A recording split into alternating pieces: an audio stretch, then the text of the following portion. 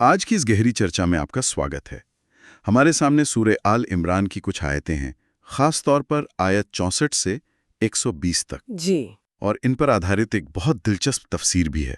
आज हम एक बड़ा सवाल समझने की कोशिश कर रहे हैं कि एक मजबूत पहचान की तामीर, मतलब उसकी बनावट कैसे होती है। हाँ, इसे पहचान का आर्किटेक्चर या आर्किटेक्चर ऑफ आइडेंटिटी भी कह सकते हैं। बिल्कुल। तो आज हमारा मकसद ये समझना है कि ये आयतें एक समुदाय की पहचान की बुनियाद कैसे रखती हैं, उसे दिमागी तौर पर मजबूत कैसे करती हैं।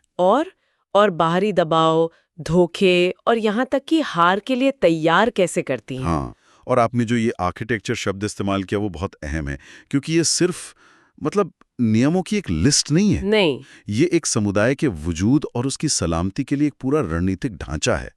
जैसे एक इमारत बनाने से पहले उसका नक्शा बनता है, उसकी नींव, दीवारें। सब कुछ सोचा जाता है। हाँ, सब सोचा जाता है। वैसे ही यहाँ एक समुदाय की फिक्री और रूहानी बनावट की बात हो रही है।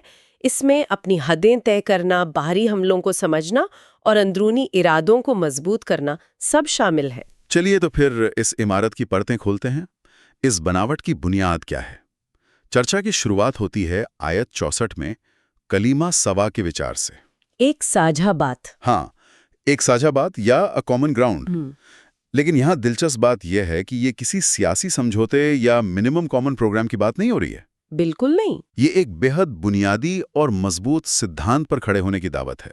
सिर्फ एक अल्लाह की इबादत करना, वो भी बिना किसी इंसानी बिचौलिए के। और ये बात सुनने में जितनी सीधी लगती है ना, इसके मायने उतने ही गहरे हैं।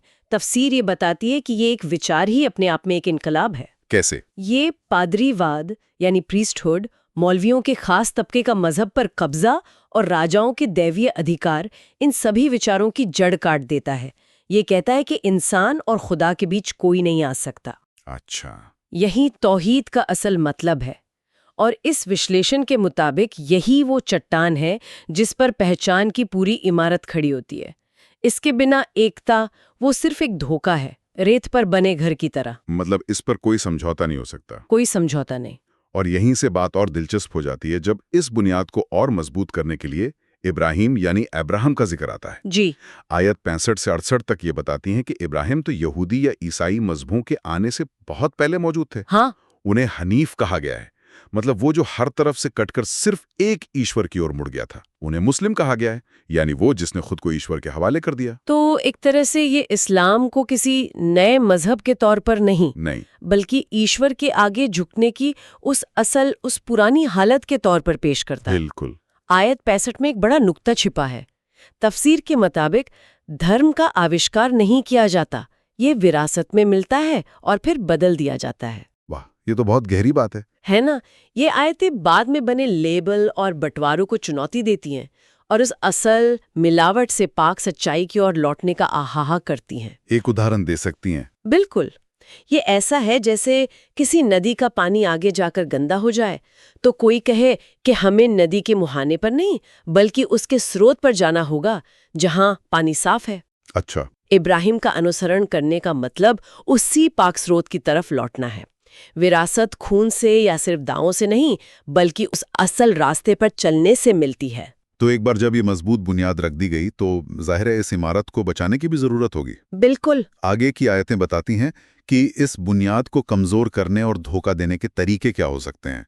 यानी अब हम इमारत की दीवारों पर होने वाले हमलों की बात कर रहे हैं। सही। आयत 70 में सच को झूठ के साथ मिलाने के खिलाफ एक सख्त चेतावनी है। विश्लेषण इसे भ्रष्टाचार का सबसे खतरनाक तरीका कहता है। ये तो हम आज भी देखते हैं। आधा सच वो पूरे झूठ से कहीं ज्यादा खतरनाक होता है। हाँ, क्योंकि पूरे झूठ को पकड़ना आसान होता है, लेकिन आधे सच में सच्चाई का एक अंश होता है जो उसे भरोसे के काबिल बना देता है। बिल्कुल। जैसे मीठे शरबत में जहर मिला दिया जाए, वो आपको अपनी तरफ खींचता है और फिर नुकसान पहुंचाता है। ये दिमागी तौर पर गुमराह करने की पहली सीढ़ी है।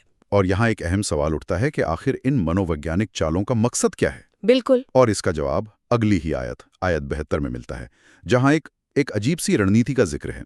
दिन की शुरुआत में मानो और उसके आखिर में इनकार कर दो। हाँ, ये सुनकर अजीब लगता है ना? कोई ऐसा क्यों करेगा? इसका क्या फायदा होगा? यही तो दिमागी खेल है। तफसीर ये समझाती है कि इसका निशाना लोगों का तर्क या दलील नहीं है। तो फिर क्या है? उनका आत्मविश्वास।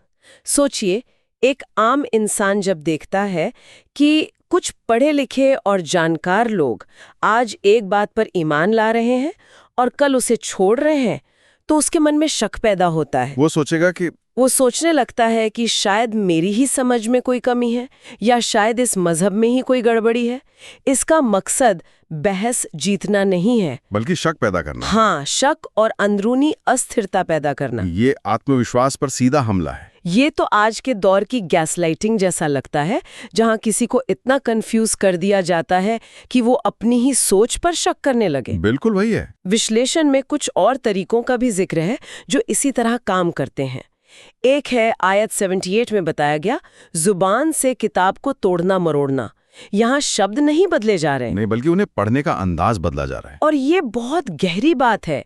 इसमें लहजे में हेरफेर, किसी शब्द पर गलत जगह जोर देना या अनुवाद में चालाकी करना शामिल है। अच्छा। इसी बुनियाद पर एक बहुत मजबूत दावा किया गया है, ज्यादातर भ्रष्टाचार लिखित नहीं बल्कि मौखिक होता है। मतलब टेक्स्ट वही रहता है। टेक्स्ट वही रहता है, लेकिन उसे पेश करने का तरीका, उसका मतलब पूरी तरह बदल देता है। ये तो बहुत ही दिलचस्प बात है। इसका मतलब है कि हम सिर्फ ये नहीं देख सकते कि क्या लिखा है, बल्कि ये भी देखना होगा कि उसे कौन, कैसे और किस इरादे से कह रहा है। बिल्कुल।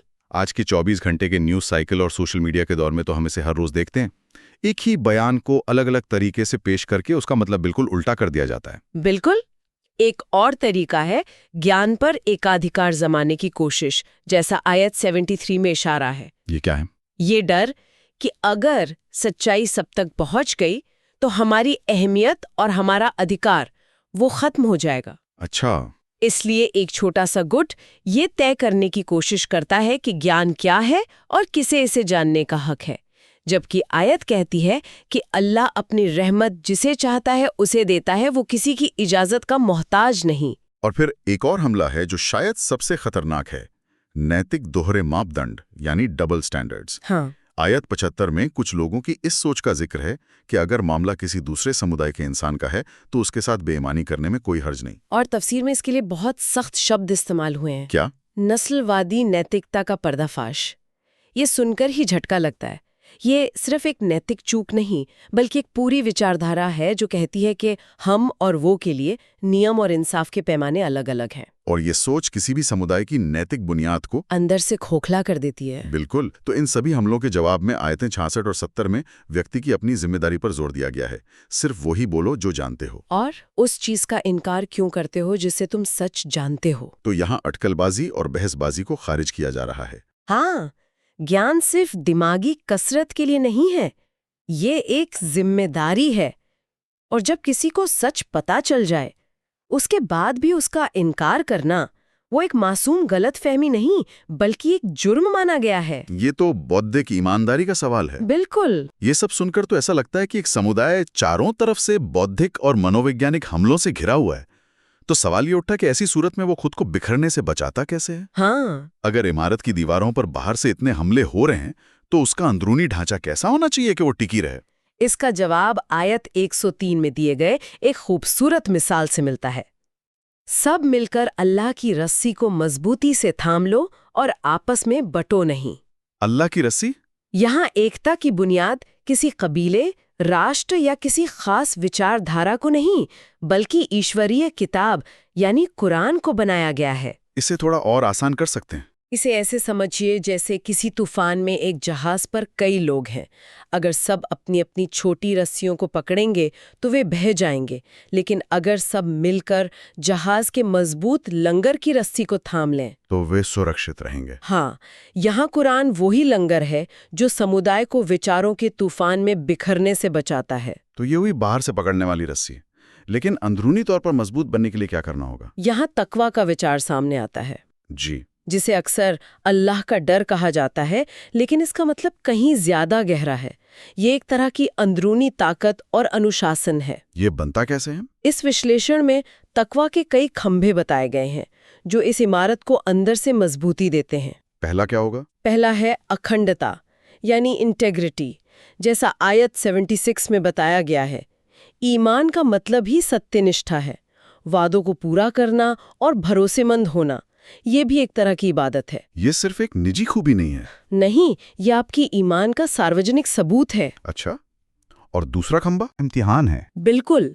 तफसीर में कहा गया है, ईमान की एक कीमत होती है। ये मुफ्त में नहीं मिलता।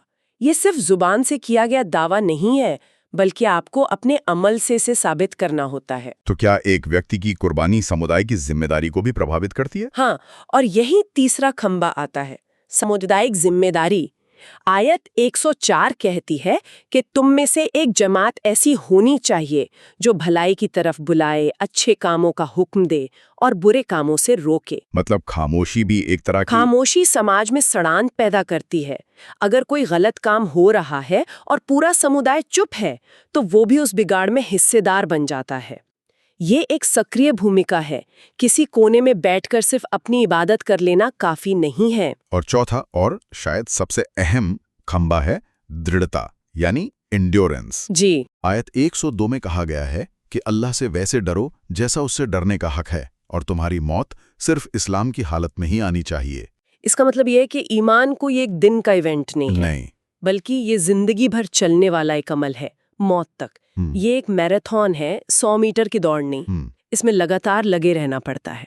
तो इन्हीं चार खंभों पर अखंडता, कुर्बानी, सामुदायिक जिम्मेदारी और दृढ़ता पर सबसे बेहतरीन उम्मा यानी सबसे बेहतरीन समुदाय का विचार खड़ा होता है, जिसका जिक्र आयत 110 में है।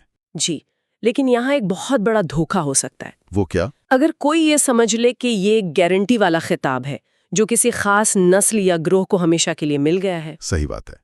आयत साफ तौर पर इसकी शर्तें बताती हैं।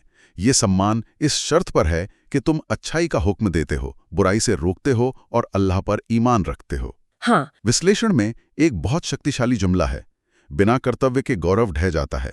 Glory without duty collapses. बिल्कुल, ये कोई जन्मसिद्ध अधिकार नहीं है, बल्कि कमाई हुई जिम्मेदारी है। कोई मेडल नहीं है जिसे पहनकर घुमा जाए। नहीं, बल्कि एक जिम्मेदारी है जिसे हर रोज निभाना है। बिल्कुल। और इस खंड की आखिरी आयत मतलब 111 से 120 वो एक हकीकत भी बताती हैं और तसल्ली भी। क्या कहती हैं वो? वे कहती हैं कि दुश्मन तुम्हें नुकसान पहुंचाने की कोशिश करेंगे, लेकिन वो मामूली होगा, सिर्फ कुछ जुबानी तकलीफ। वे तुम्हें कोई बड़ा या गहरा जख्म नहीं पहुंचा सकते। यहाँ जो बात सबसे ज्यादा ध्यान खींचती है वो ये है कि इस लड़ाई में असली हथियार क्या है। अब तक हथियारों की कोई बात नहीं हुई। नहीं हुई। सारी चर्चा विचारों, सिद्धांतों और नैतिकता पर हुई है। और यही इसका निचोड़ है। असली हथियार कोई तलवार या तोप नहीं, बल्कि अंदरूनी अनुशासन, सब्र और वही तकवा है जिसकी हम बात कर रहे थे। अच्छा। आयतें साफ करती हैं कि अगर तुम सब्र करोगे और तकवा अपनाओगे तो उनकी कोई भी चाल तुम्हें नुकसान नहीं पहुंचाएगी। जब एक समुदाय अंदर से इन सिद्धांतों पर मजबूत होता है तो बाहर का मनोवैज्ञानिक युद्ध वो बेअसर हो जाता है। हाँ, बेअसर हो जाता है। डर और साजिशों का तोड़ सब्र और तकवा है। तो आज हमने इन आयतों के जरिए एक पूरा सफर तय किया। हमने देखा कि कैसे तौहीद की चट्टान पर एक स्पष्ट पहचान की बुनियाद रखी जाती है, फिर कैसे मनोवैज्ञानिक हमलों से उसकी दीवारों की हिफाजत की जाती है, और फिर कैसे अखंडता, कुर्बानी, जिम्मेदारी और सब्र जैसे खंभों से उस इमारत को अंदर से मजबूत किया जाता है। ये पहचान की एक पूरी बनावट है। हाँ, एक मजबूत किले की तरह। जाते जाते एक विचार छोड़ जाते हैं। ये तफसीर इस बात का जिक्र करके ख़त्म होती है कि अगला खंड यानी आयत 121 से 180 वो उहुद की लड़ाई के बारे में है, जहां मुस्लिम समुदाय को एक बहुत बड़ी और तकलीफदेह हार का सामना करना पड़ा था। जी, तो सोचने वाली बात ये है, यहाँ जिन बौद्धिक और रूहानी मजबूती के सिद्धांतों पर इतनी तफसील से चर्चा की गई है, वे सिर्फ किताबी बातें नहीं हैं। नहीं, वे एक ऐसे समुदाय के लिए ज़रूरी औजार हैं जो असफलता, नुकसान और फिर से संभलने की चुनौती का सामना करने वाला है। असली सवाल ये है, एक ऐसा समुदाय जिसे पहचान और मजबूती का ये आदर्श खाका दिया गया हो, जब हकीकत की दुनिया में चीज़ें बहुत बुरी तरह से गलत हो जाती हैं, तो वो कैसी प्रतिक्रिया देता है? हाँ, उस आदर्श और हकीकत के बीच के फासले को कैसे भरा जाता है।